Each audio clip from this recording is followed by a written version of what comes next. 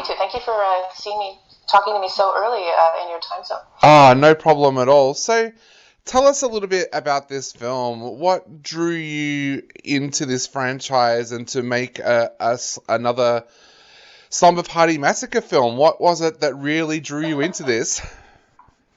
Well, I thought it was an incredible opportunity. I'm a really big horror fan.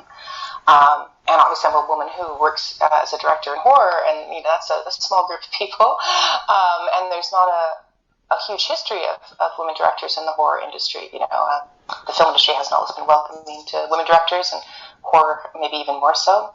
So if you're a woman who loves horror, you know Slumber Party Massacre because it was so groundbreaking. A trilogy, all women directors, all women writers, female protagonists, multiple final girls. It's just a big part of horror history, and so I was really excited when I heard from Sci-Fi that they were thinking of doing a remake.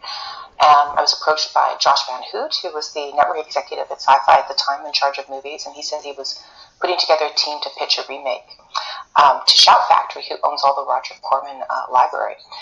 And he asked me if I wanted to team up with Suzanne Kiley, who is this amazing horror screenwriter who's made a number of movies for Sci-Fi, including Killer High and Leprechaun Returns.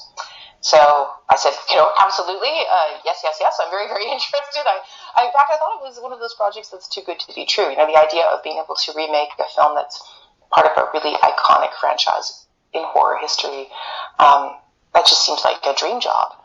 But I signed on, and Suzanne and Josh and I brainstormed together our pitch on how we would remake this film. We wanted it to be funny, we wanted it to be gory, we wanted it to be scary, wanted it to be really feminist and to really update, some of the horror tropes in our remake.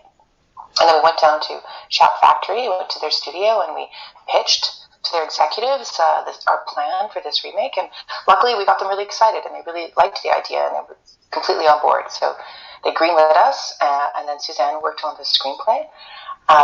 And we were pretty ready to go in a few months. It could have been a really quick process, but then the COVID pandemic hit, and so the production itself was actually paused and pushed up 4 times until we ended up shooting in January of this year.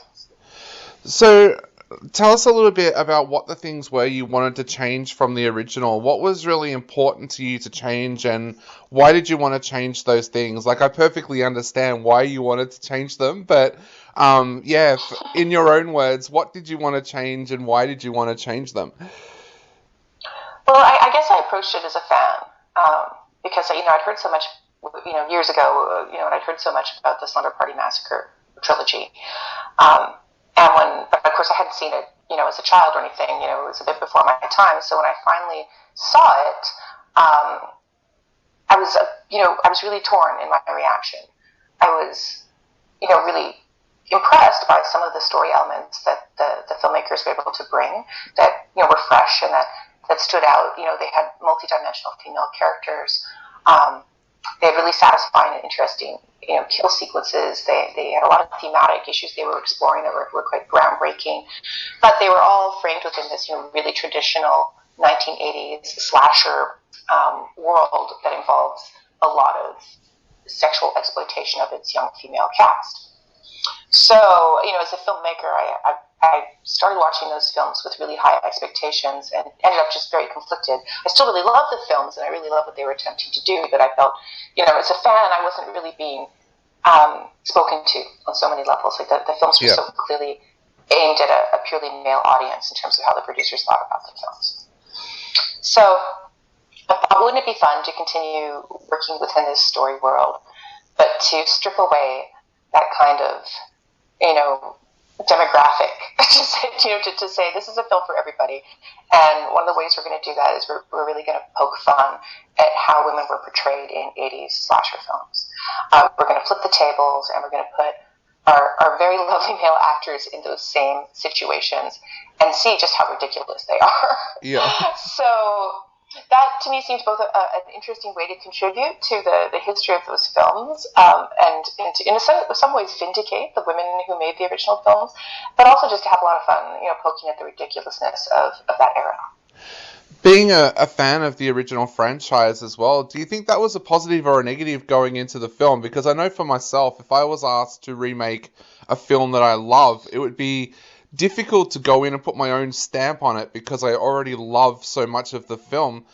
Did you view that as a positive or a negative when you first approached the project?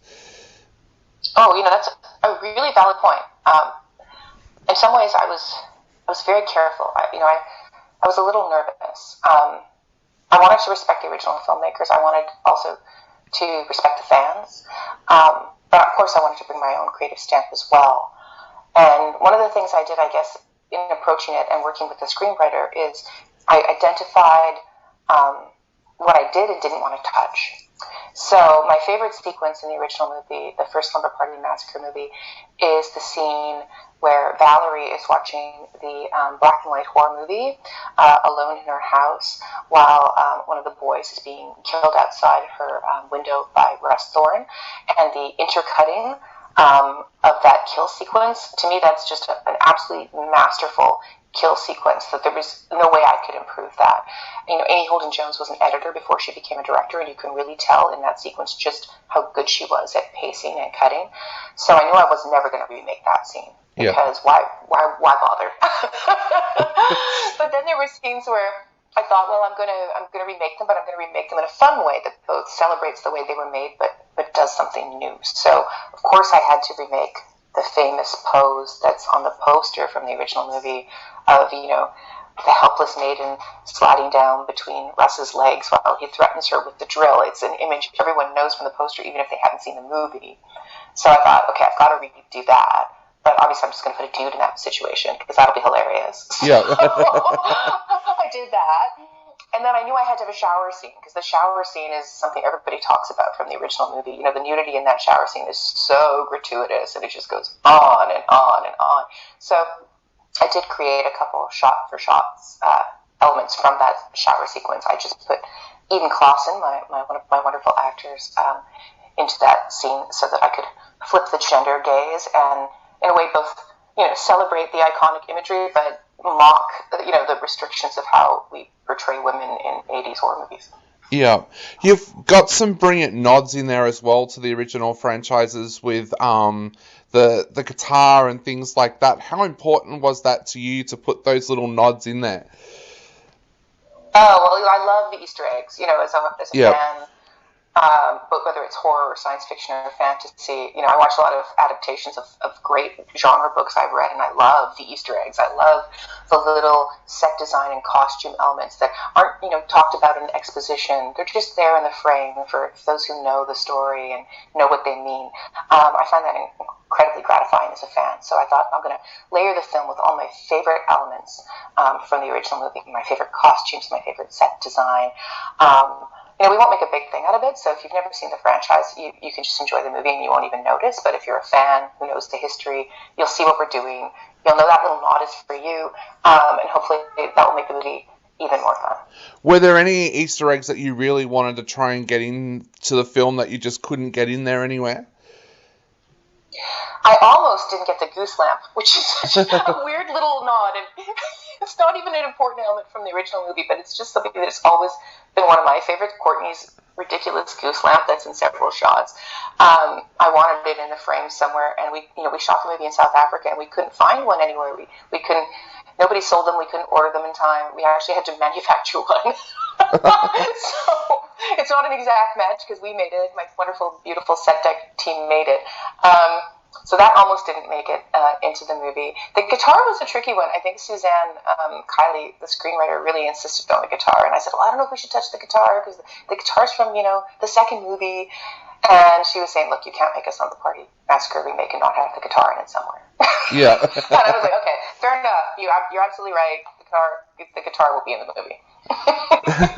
Tell us a little bit about that writing process with Suzanne, because it's such a brilliant script that she's come up with, and you both obviously had ideas that you wanted to put in. What was that process like between screenwriter and director while she was writing the screenplay? Oh, it was a really great relationship. I was already a fan of Suzanne's.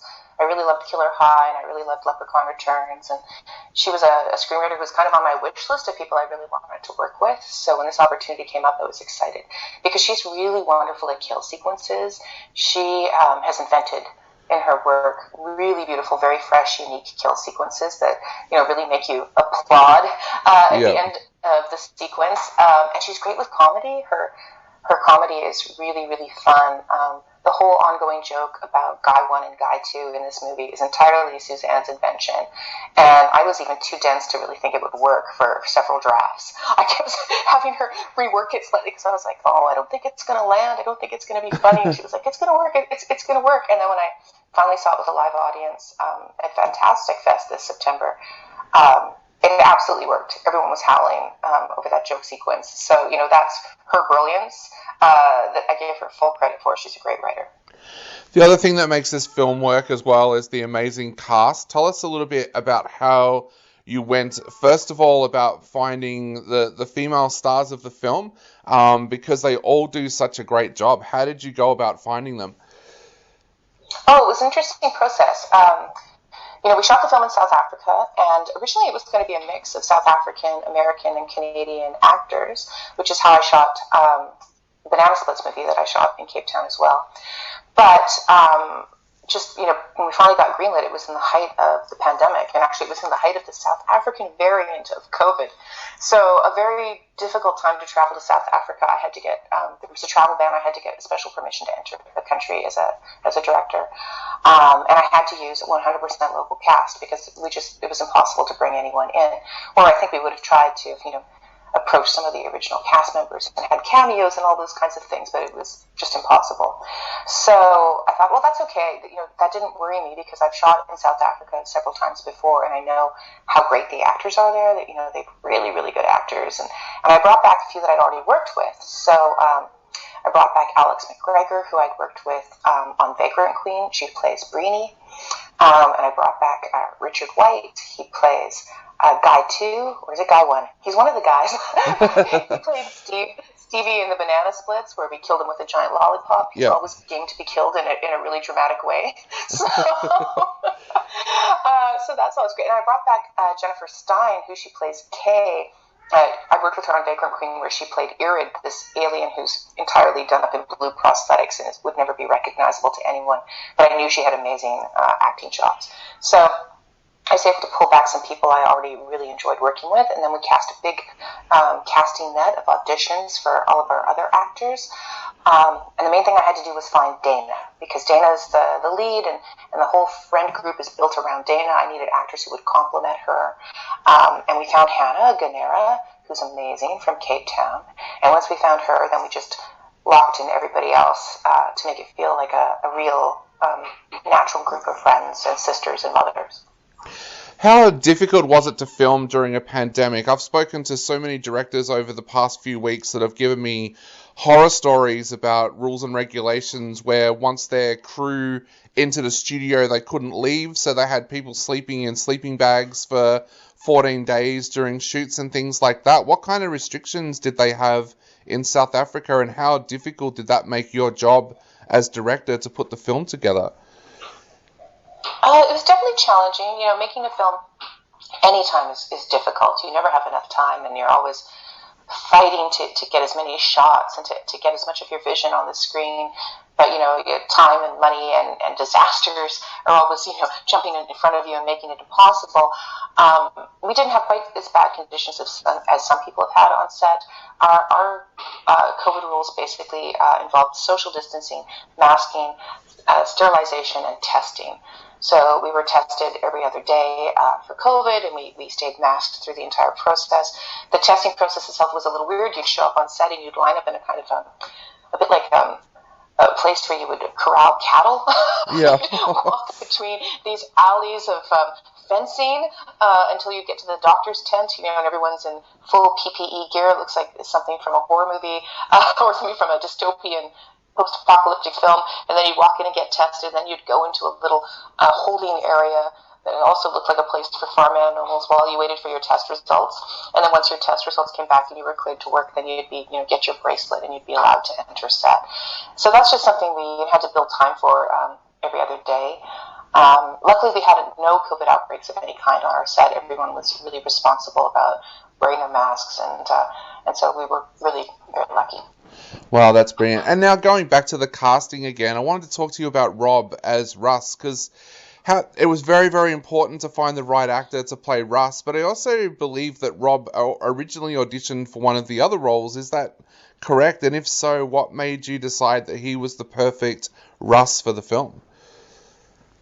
Yeah, Rob's always teasing me because apparently he's auditioned for many other roles I haven't hired him for. I hope I've made up for it with this one. Yeah, he did actually originally audition for Dave, and I hired Richard Wright Firth for that. But when the audition call went out for Rob, I sent through the casting agent. I sent a montage of clips of Michael Valea's original performance from the first film, so that the people who were auditioning could watch those tapes and try to bring some of the original performance in their audition. I didn't want a purely mimicked performance, but I did hope that some of the physical language and delivery would be a recall to the original performance. So Rob, who's an incredible comedian as well as a great dramatic actor, he watched all those tapes. And when he came into his audition, he just absolutely nailed it. It was completely uncanny. He had the body language down perfectly. He had the same tone of voice. The way he would hold his head and use his eyes, it was just like Michael Valea's original performance. So I was sold. I was so completely impressed. And then, of course, when I actually got to work with Rob, he's just incredibly professional. He does so much research, and he's so thoughtful and so intelligent when he does down his scene preparation.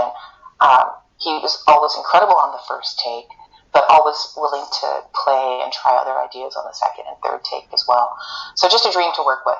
And I love how much of the original performance he brought, but also how much of his own, expansion of that role was in the film too. Awesome. Well, I know we are running out of time very, very quickly, so I'll skip to my last question. How do you feel about the film being at Australia's premier horror festival, Monster Fest?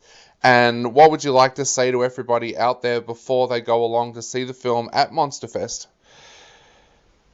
Well, I'm so happy it's playing at Monster Fest because, of all the films I've made, this is one of the films that I feel is the most fun to watch with a live audience. It's great on the big screen. The laughing and the screaming and the kind of group understanding of the inside jokes. It's its own experience to see with a live audience. So I'm really, really happy it's playing at Monster Fest. I think that'll be the best way to watch it. And then we'll go out and we'll have home video delivery all over Australia in December, and that'll be good too. But Monster Fest is going to be a unique night. I wish I could be there. I wish it was different times and we could all travel more easily. Definitely. Well, Danishka, thank you so much for taking the time to chat